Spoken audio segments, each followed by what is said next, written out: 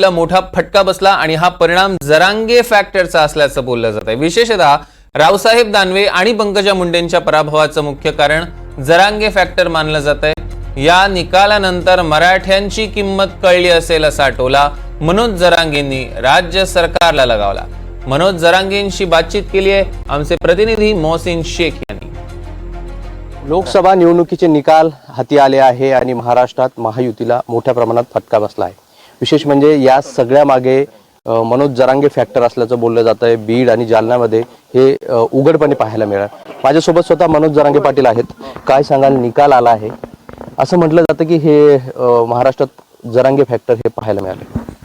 नाही, माझा नाही, माझ्या मायबाप गोरगरीब मराठ्यांचा फॅक्टर आहे 100%। कारण किंमत नव्हती हो, कचऱ्यासारखी किंमत द्यायची दुसऱ्याला। म्हणजे ज्यांना मोठं गोरगरिबांनी केलं त्यांना कचऱ्यासारखी किंमत द्यायची। माझ्या गोरगरिबाला शेतीत राबायचं, कष्ट करायचे, किंमतच द्यायची नाही तरी यांच्याच मागं राहायचं। ते समाजाने झोकून दिलं सगळं आता की लेकराच्या बाजून राहायचं, लेकरं मोठे करायचे आपले स्वतःचे, आणि ते करून दाखवलं। मताची भीती नव्हती मराठ्याच्या। कोणची निवडणूक आली त्यांचं मतदान गरजेचं आहे असं म्हणायचं, त्यांचं मतदान गरजेचं। अरे मग आम्ही काय कामाला आहेत, तुमच्या कामाला ठेवलं काय आम्हाला मराठ्याला?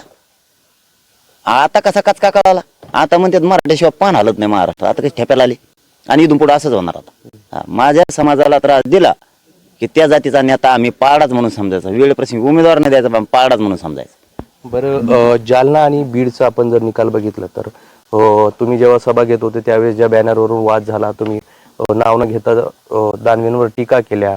तुम्ही असंही म्हणाले की त्याला पाडू, निवडणुकीत दाखवू, आणि बीडमध्ये पण तुम्ही बऱ्याच सभा घेतल्या, तिथे मराठा जो आंदोलनादरम्यान सगळा राडा वगैरे झाला। हे सगळं जर चित्र पाहता कुठेतरी जे आहे तर मराठा आरक्षणाचा जो मुद्दा होता त्यामुळे हे दोन्ही सीट पडले? नाही, मी राजकारणात नाहीच, माझा समाज बी नाही। आम्ही कुठं पाडा म्हणलो कोणाला, कधीच नाव घेऊन पाडा म्हणलो नाही। मी बार तेच सांगतोय की मी जर पाडा म्हणलो असतो ना तर यांना ना यांची मतच मोजिले नसती।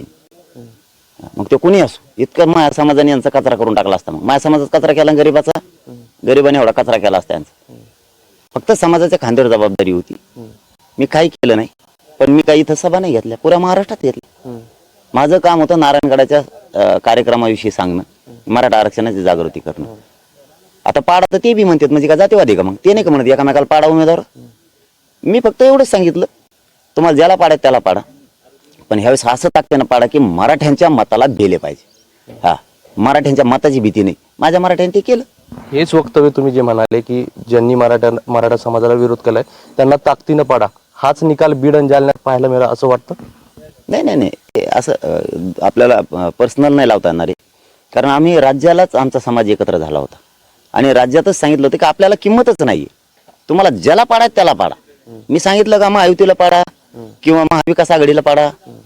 नाही ना, आपल्या मताची किंमत कळणं गरजेचं आहे। कारण आपलं कुणीच नाही, आपलं कुणी नाही, आपल्या जीवावर मोठे झाले कोणचा राजकारणी नाही। आपल्याला आपलेच कष्ट करून आपल्याला आपले लेकर मोठे करावं लागतात। कोणी काय 100 रुपये तेल मीठ घेऊन देत नाही आपल्याला, कष्ट करून आपलेच लेकर आपल्याला मोठे करावं लागतात। का आपल्या मायबापांनी स्वप्न बघू नये लेकर अधिकारी होण्याचं? का माझ्या रिक्षा चालक मराठ्यांनी स्वप्न बघू नये लेकर अधिकारी होण्याचं? टेम्पो चालकांनी, एसटी चालकांनी, ट्रक चालकांनी, ऊस तोडणाऱ्या मराठ्यांनी का स्वप्न बघू नये माझं लेकर मोठे हो? हमाली करणाऱ्यांनी, डबेवाल्यांनी, माताडी कामगारांनी, नोकरदार मराठ्यांनी, व्यावसायिक मराठ्यांनी का स्वप्न बघू नये? शेतकरी मराठ्यांनी का स्वप्न बघू नये? शेतमजूर मराठ्यांनी का स्वप्न बघू नये माझं लेकर अधिकारी व्हावं म्हणून? आणि मी काय चुकीचं करतोय? कोणत्या पक्षाचा मराठा असू द्या, आरक्षण मिळालं सगळ्याच लेकर मोठे होणार आहेत, मला का दोष देत आहे? मी काय चुकीचं केलंय? जी जातीवर आपला अन्याय करते त्याच्या विरोधात बोललोय ना मी। म्हणजे याचा अर्थ असा होतो तुम्ही कोणत्या पक्षात असला तरी तुमच्या लेकराच्या बाजूने, तुमच्या जातीच्या बाजूने मी बोललोय। त्यामुळे मी कुठं काय असं सांगितलेलं नाहीये। मी माझ्या जातीसाठी काम करतो, जात मोठी होण्यासाठी करतोय आणि मरेपर्यंत करत राहणार आहे। मी कोणाला पाडा म्हणलेलो नाही।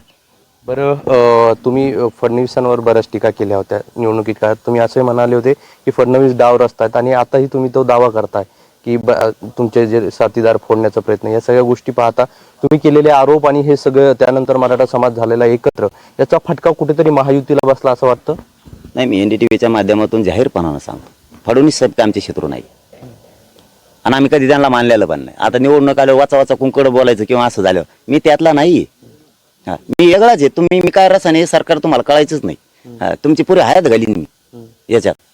हा, मी जबाबदारीनं बोलतो कोणत्या पण गोष्टी. शत्रू नाही येत आम्ही कधी मानलं नाही, पण तुम्ही काड्या करता राव एवढे मोठे माणसं असून. आमचे लोक फोडीतात, त्यांना पत्रकार परिषदा घ्यायला लावतात, त्यांना संभळीतात तिकडे मला बदनाम करण्यासाठी. तुम्ही वेगळे डावरच येणार. खोट्या केसेस केल्या माझ्या लाखो मराठ्याच्या पोरावर तुम्ही राज्यात केल्यात, आणखीनच सुरू आहे. काय केलं माझ्या लोकांनी? आमच्या आई बहिणीला हाणलं सुद्धा. चला ठीक आहे, तरी तुमचं सुरूच आहे. याला फोड, त्याला फोड, त्याला फोड.